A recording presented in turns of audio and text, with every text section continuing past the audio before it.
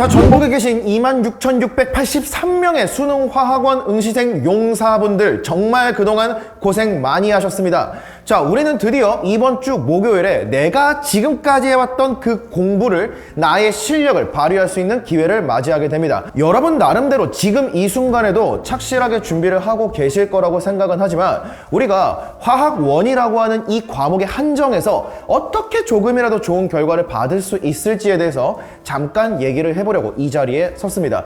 자, 먼저 수능은 당연히 기세 싸움이죠. 그런데 그 안에서도 화학은 유난히 기세가 중요한 과목입니다. 화학은 굉장히 시간 압박이 심한 과목이죠. 자, 그런데 여기에서 우리가 중요하게 생각할 만한 포인트가 몇 가지가 좀 있습니다. 자, 제일 중요한 포인트는 뭐냐? 네 번째 페이지를 풀기 위해서 3페이지까지를 급하게 푸시면 안 된다라는 겁니다. 자, 내가 네 번째 페이지에 있는 킬러 문제들을 풀어보고 싶어서 세 번째 페이지까지를 급하게 풀다가 실수라도 하나 하게 된다면 그 자체가 어마어마한 여파로 돌아오게 되거든요. 그러니까 1부터 3까지를 다 풀고 나니까 네 번째 페이지를 풀 수 있는 시간이 주어지는 것과 이 앞쪽을 급하게 풀어서 네 번째 페이지로 넘어가는 것에는 분명한 차이가 있다는 거 명심하셔야겠습니다. 자, 그래서 1페이지의 1번 문제부터 차분하게 내가 하나하나 맞출 수 있는 것들을 다 맞춰가면서 뒤로 쭉 나를 믿고 전개하셔야 된다는 얘기예요. 자, 그런데 작년 9월 평가원 16번 문제 기억하십니까? 몰롱도 문제였는데 굉장히 좀 튀는 문제였어요.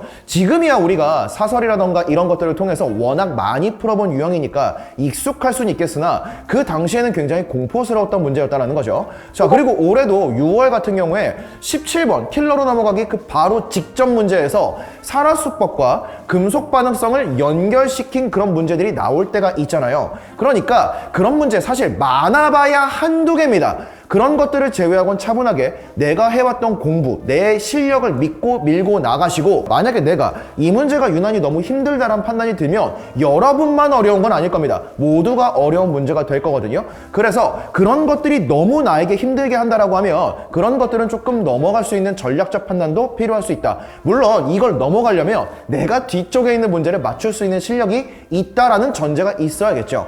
자, 그 다음에 아직 시간이 조금 남았습니다. 그러면 이 남아있는 이 며칠 동안 우리는 무슨 공부를 해야겠느냐? 저는 사설이라던가 엔제라던가 이런 거를 풀기보다는 기출문제를 좀 더 확인해 보시는 걸 추천을 드립니다. 자, 특히 올해 6월, 올해 9월 모의고사 여러 번 반복해서 정말 외울 정도로 분석을 하셔야 된다고 생각을 해요. 작년 수능 물론 쉬웠습니다. 뭐 1등급이 50이 나왔다는 말 자체가 이미 다 끝난 얘기죠. 그런데 정말로 객관적으로 한 문제 한 문제가 정말 너무너무 쉬웠냐? 그렇지는 않거든요. 자, 그런데 왜 이렇게 많이 맞췄냐? 작년 6월, 작년 9월하고 너무나도 흡사했다라는 겁니다.